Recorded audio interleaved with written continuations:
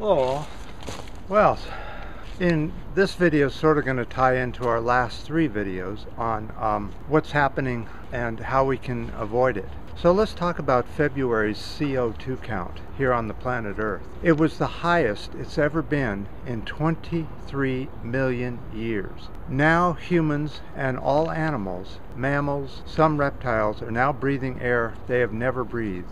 And mammals have never breathed this high of air before. Well, let's look at the numbers and see what's going on. Okay, let's look at March 13th CO2 count and March 16th CO2 count. We have two separate scientific readings coming from two different groups. One is the Scripps Institute and the other one is from NOAA. Let's go ahead and look at NOAA's CO2 count. How's 402.28 parts per million? That is amazing. How about 401.92 parts per million? That's the Scripps Institute, and that was March 13th. So according to what most scientists believe in, the normal CO2 count for humans and plants is between 170 to 280 parts per million. Now plants can't function very well below 200, so they had quite a time back during the Ice Age when CO2 count was so low. Now they're at the other end. Plants can take about 550 parts per million before they start to die and no longer reproduce. We're pretty much at the maximum CO2 count that plants can take, and while plants are getting their most growth right now because of the high CO2 count. Plants prefer a higher CO2 count, but animals we don't know about. We have studied it, and it looks like humans don't like it much past this. They have trouble breathing, asthma, that type of thing starts happening. So the concentrations of CO2 in our atmosphere are now rising faster than 2 parts per million per year.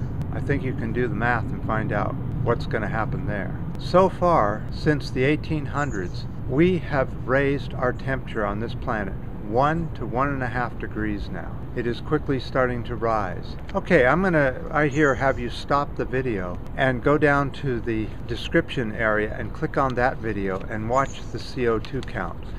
This video is pretty complex and is very scientific, but if you watch it and read it, and if you can understand it, that one side of the graph means one thing and the other side means another thing. The way the graph goes up and down is natural. That's the seasonal norm. Watch the dates and the times as you're watching the video.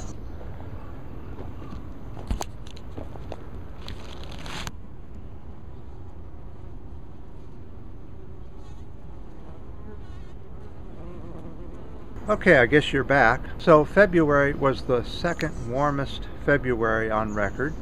The northern hemisphere just went through their warmest winter ever. And here's a map of how warm it has been. Look at the dates and the time and where you're at. You'll notice that everything was hot or excessively warm except for the eastern part of the U.S. where the deniers seem to live. To them, it's really been a cold year, and it has. But it's the only place on Earth, really, that's suffered through cold temperatures. Everywhere else has been unusually warm. So in the descriptions area, you'll find the map, the link for the map of this, the global climate heating that's going on. And I'll keep us informed of what's going on with climate as we go along here. My next video was going to be on the oil update, but I think I need to do an economic update first. So next week's going to be a little busy with the videos. And I don't know what happened to the comments on our last videos, but none of them showed up.